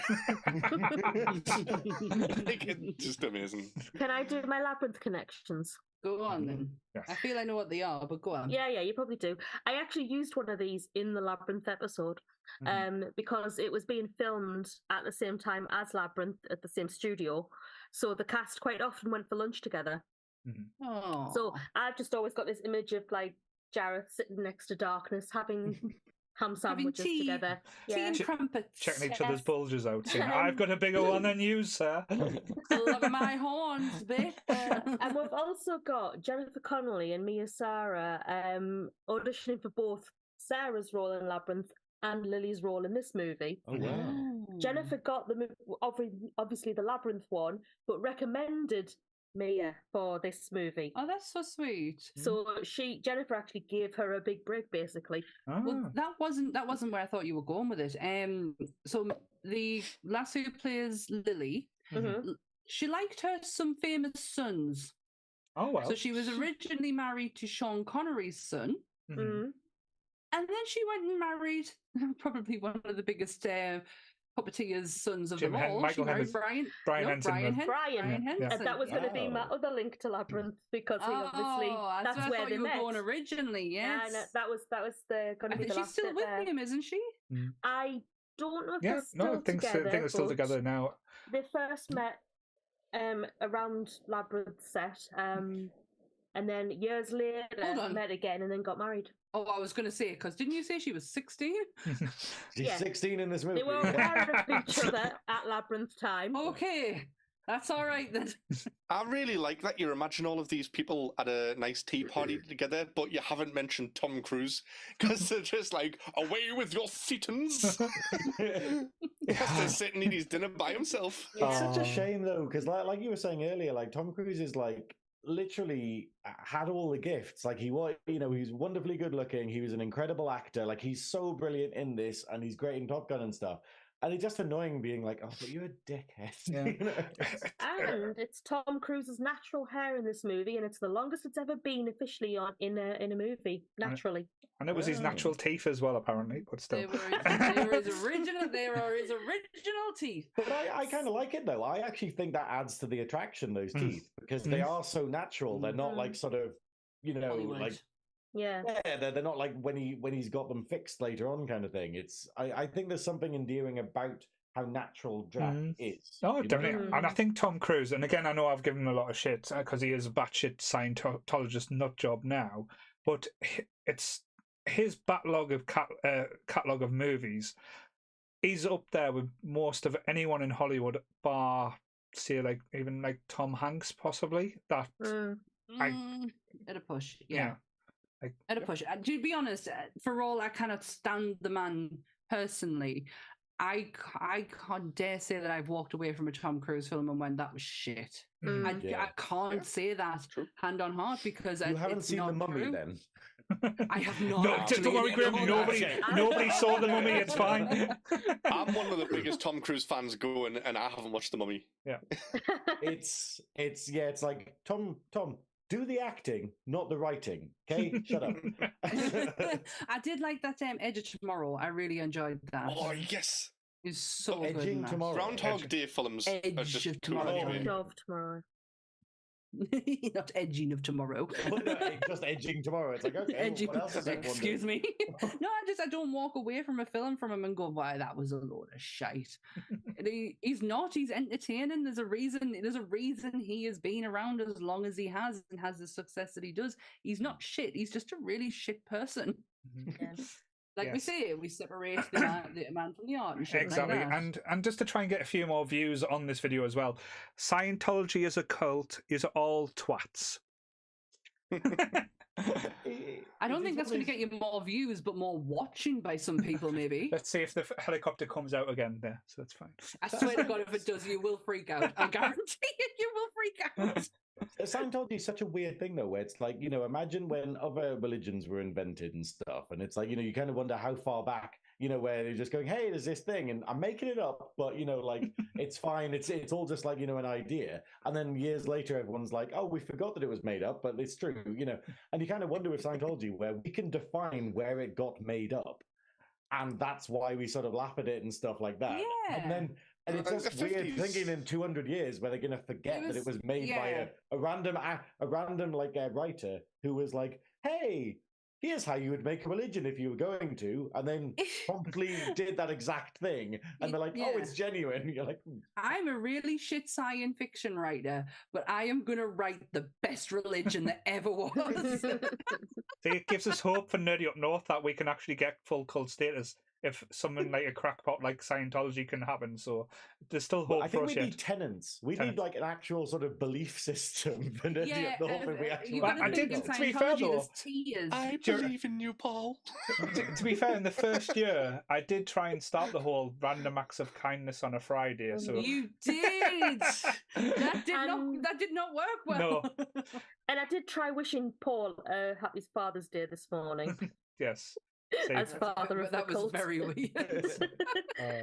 I didn't even get a fucking card off the cats, the bastards, the ungrateful No, I didn't shits. do it. I didn't do it for Ant this year because he didn't do it for me. So No. I thought, fuck you. Sammy is a vengeful spirit. Don't forget about that. I really am. I'm spiteful as fuck. So yes. What rating are you giving this out of 5, Lee? We'll go to Lee because Lee always gives it 5 out of 5. But hang on, has Lee totally all out of things he wants to say? Because this is about the time Lee'll come up with something. Right, go on, Lee. Yeah, I've definitely got no more notes. I'm going to give it a 3. Oh, why 3? Is that the first 3? I think all points are just given by Tim Curry. The rest, like, just if they had more story, I could give it 5. Like, if it just filled the little gaps in between each of the scenes. Yeah. But unfortunately, as Graham's pointed out, though, there is a copy that does that. So it's such a shame that we've been. I feel like we're being shortchanged, really. Yeah. But the difficult thing is, it's really difficult finding the American one. Okay. Yeah. Like, because of region locking and stuff, we basically have it where, I'll have to check this Disney Plus one and be like, hey, what version is this one? Like, because I don't think I checked that one. But it's the idea of you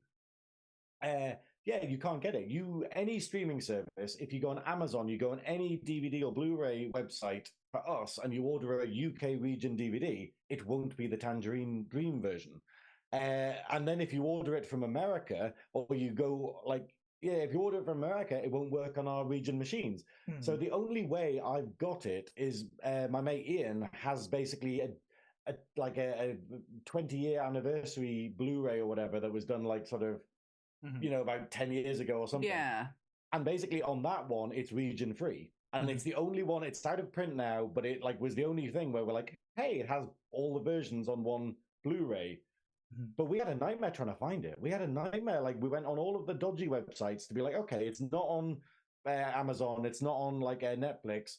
Maybe it's on the downloady websites. And we just kept getting the Jerry Goldsmith one each time. So it's weird. It's very difficult. What about you, Graham? Then what are you giving it out of 5? No half points, remember. I will give the Tangerine Dream version 4.5. There's no 4.5. It's the J-Brew. I got told off for it last time. I'll give it.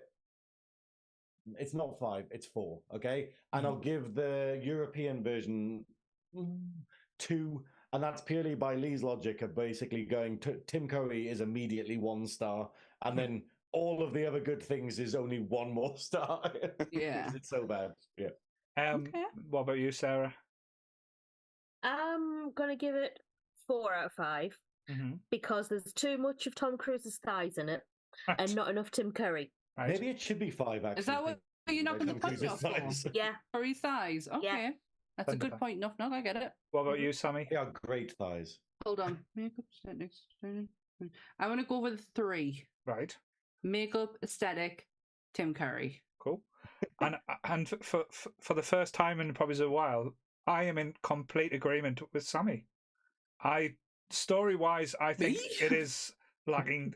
The potential is there for this, like, not saying it could be as up there with Lord of the Rings, but it could be a great fantasy realm, and it could be I'm just imagining now, like the spin-offs or TV show you could get from this would be quite interesting. But it'd be something. The practical effects is probably up there with some of the best practical effects that was made. I agree. Especially in the 80s or even in the 90s without using CGI. I think the only computer-generated shot is the mirror scene. Yeah. When he comes out of the mirror. Yeah. Just to give some context on how brilliant the makeup is in this, it was actually nominated for an Oscar. That's how brilliant it was. And I know we don't have any, we don't hold stock in the Oscars. Like, we're not looking at that as to say, oh, that's as brilliant. But you're getting recognised by your peers there, so yeah, that's got to count for something. And Robbie's. Any idea what it lost out to? 85. Surely Labyrinth. Imagine 1985 Oscar. But I want to know what beat Tim Curry's outfit, because Amadeus. It's got to be something amazing. Mask won best makeup and hairstyling.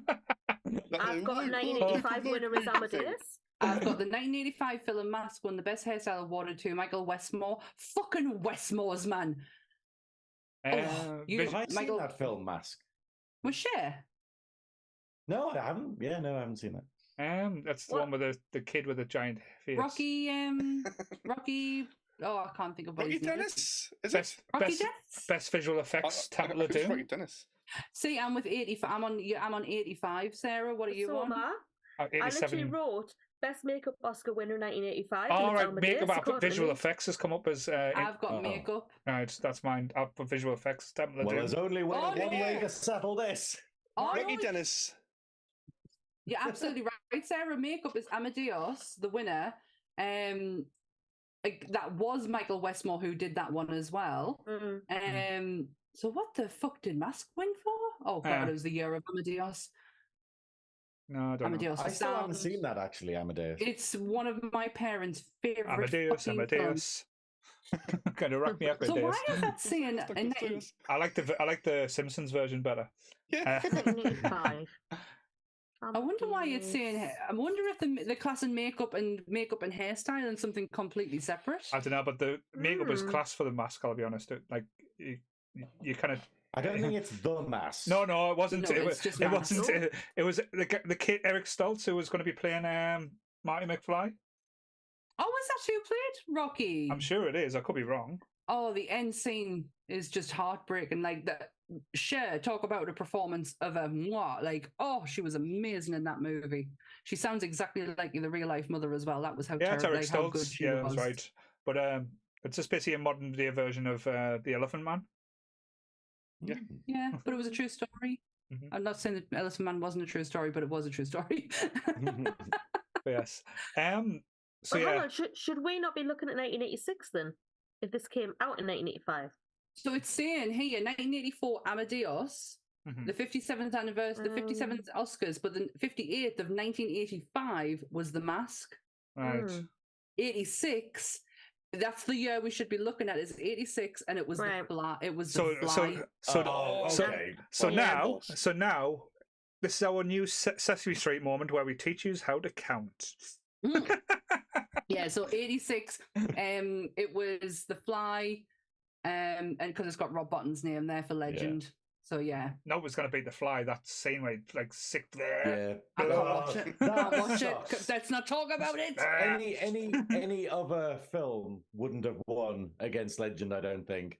But well, The Thing and The Fly. Probably. Oh, what a horrible. That would be an interesting one for monsters. The Fly. I don't think I could bring myself to do it. Harry and the Hendersons wins the following year. Rick Baker's best Oscar. Rick Baker. Rick Baker. Harry is the best.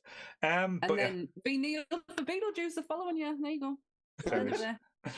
So as we'll do another episode where Sammy gives us the full rundown of all the Oscars. I really could do that. I'm not joking. I could do that. I am that sad. Sometimes I go and watch Oscar acceptance speeches on YouTube because they are so. It's just the dramatic. Data from the Goonies was the best one. Oh, I bawled my eyes out. I'm not gonna lie. I cried. Steven Spielberg. He saw something in me. Yes. Oh, he's There's a confession. Don't you dare disperse the name of Spielberg. That's the greatest storyteller of our lifetime. But yes. So what's coming up tomorrow? He's a nice guy though, but he is definitely a good storyteller. What's happening tomorrow, Sammy? Tomorrow, right. Well, tomorrow night, you're in for a treat. You're going to watch a very sick Sam talking about 13 Ghosts. Mm-hmm. So we're doing the original and we're doing the remake. So I honestly cannot remember the years at the top of my head, but God bless Dan for carrying that episode because Jesus, I was that poorly. If you look very closely, you will see the red lines on my cheeks where my cheeks were so swollen and my glasses were pressing on it. It's so bad. I should never have done it, but I did. But that is available tomorrow, Monday at 8:00. Audio for that episode and every other episode of this week will be available on Tuesday. Please remember to like, share, subscribe, and hit the notification bell so you never miss an episode. And on Tuesday, you're going to get a load of episodes as well, because not only are you getting, quite a few. Yeah, not only are you getting tonight's episode, you're getting last Tuesday's episode of Terminator 2. Thank you for reminding me to get that one. And then we've got the special episode that Sammy did on Saturday of House of the Dragon, which was quite good. It's almost like a 2-part episode if you watch it. It's split down the middle. It is, isn't it? That comes out tomorrow, doesn't it? What? House of the Dragon. Oh, that's tomorrow night, done. yes. Yes. Well done for catching up, Lee. I know we recorded that. We recorded that a few weeks ago, so I appreciate where we've done quite a bit between now and then. But yes it's tomorrow night, Lee. And we do have one half of the Trekking Boys on with us tonight. So what are you talking about on Friday there, Graham? No idea. Right. I can't remember. Genuinely, I've got into the thing of it happened so quick, and we decide the next episode after 2 hours of talking about everything to do with Trek that I just kind of zone out and then go, I'll check it the day before. So I will or I'll message Goodwill. But what are we doing? It is a good one. I know that what we've got is a good one, but it's no idea what it is. But that will be, it's going to be pre-recorded this week, but it will be out on Friday. Cool. So if you are not coming to my drag show on Friday at Prohibition in Newcastle upon Tyne, you may watch Trek live. Cool. Yeah. Do you want to tell us about this thing that's happening on Friday at Prohibition? No. All right, then. But no, it's right. Oh my God, I would have been shocked as shit if you had kept your mouth shut there. No, it's fine. To be fair, there's only at time of recording, there's only 7 tickets left, so it's nearly sold out, which is kind of crazy. And yeah, are you going to be famous like Graham? Are you going to be famous? I'm literally, hold on, I'm literally wearing a t-shirt with my face on right now. Actually. Do we have his autograph yet? I'm literally. That is so good. We got the test merch delivered, so I could check that the t-shirts are good enough to sell or whatever. And so I've been wearing it out today. So I was like, oh yeah, I'm actually wearing myself. That's so meta. But yeah, you can go to thevelvetsnatch.com/Polari, Polari, and that'll take you to the ticket link if you are available on Friday and you want to come to a show in Newcastle. Very much. And if you want to donate to my fundraising campaign, you can go to thevelvetsnatch.com/donate. Certainly. There we go. That's my all be down there as well. And just to say that we've got 2 things coming up in the next few weeks as well. Oh my God, yeah. On Saturday, we are going to be hitting SunnyCon, so the nerds will be there. So if you do see us, come and say hi, and you get a lick of Chris. We're going to change it to lick of Goodwill. You have to lick of Chris. He'll take you to his pot of gold and his Lucky Charms. I still need to get my ticket. I still haven't got my ticket. Oh, we're paying on the day. I'm coming on the we're just going on the door. We're just paying on the door. Okay. So yes, so we're heading through then, and then the weekend after we are doing the first live in with people quiz night at Geek Retreat from 5 o'clock till 8 in Sunderland. In Sunderland, yes, where the quizmaster Graham will be there. And you might see a few nerds. Snatch, the quizmaster will be the velvet nerdy snatch. Well, the thing is that Saturday it's Sunderland Pride. So basically, you have all the Sunderland Pride celebrations on and stuff. So obviously, I'm going to be doing that and sort of walking around that and stuff. So I'm going to be in full drag. So it means that afterwards, because it's going to die out off a bit later, and then there's other after parties going on. Oh, brilliant! We're going to have the quiz. So we're going to have the quiz. So we'll come along and do that. And then afterwards we can go to AFK. So if you're interested in that, go to thevelvetsnatch.com/nerdy quiz for the event. Yay! Yes. And it should be fun. So if you're watching this, if you're in the northeast of England and you fancy coming along for a little quiz, a bit of fun, test your nerdy knowledge, and raise some great money for charity, the Charlie and Carter Foundation and Pride Action North, please come along and support us all. I'll be there. What are you doing this week, If it Lee? does well, we'll do other things. Yes. I'll be coming as well. I've done that. What are you doing this week, Lee? Are you actually streaming this week, Lee? No idea. Let's just say yes. I'll do it. I'm just going to put it in the schedule. I'm going to put in the schedule every week when there's not a slot for a Thursday, Lee streaming, and just see what happens, because I just don't know anymore. To be fair, though, Lee streamed on the in. Discord this week. I joined in thinking it would be a nice chat. I needed to start painting his fucking face red. Yeah. We all tuned in thinking, what's this? What's going on here? Oh, yeah, Lee's just painting his face red. I was going to do a Twitch stream. It's a Tuesday. No. Oh, yeah, I did that picture for tonight's episode. Yes. That was to spot the difference between me and Darkness. Do you want to get the wine bottles out to show your horns? Yeah. It's actually a bottle of port and a bottle of Baileys. Yes. That's all I can find. You weirdo. That's but so yes, brilliant. and like the Game Up North boys, like I said, they'll probably be doing something on Wednesday. Like they'll either be playing games or they'll be talking about something. We never know. But hey, we have a full schedule that goes up on the Facebook page, on the Instagram, and in the Discord. Sections of the Discord have been set up for House of Dragon fans if you want to come and join us at all for spoiler or non-spoiler talks. That's it. That's all I've got. I've got no more. And just to say as well, I know we've got a lot of planned, but them plans are going to be up in the air. That's all I'm saying now. There's going to be some changes are coming. Changes. But yes. So, love you guys. Same bat time, same bat channel. Stay nerdy, everyone. Bye. Foul tasting fairy.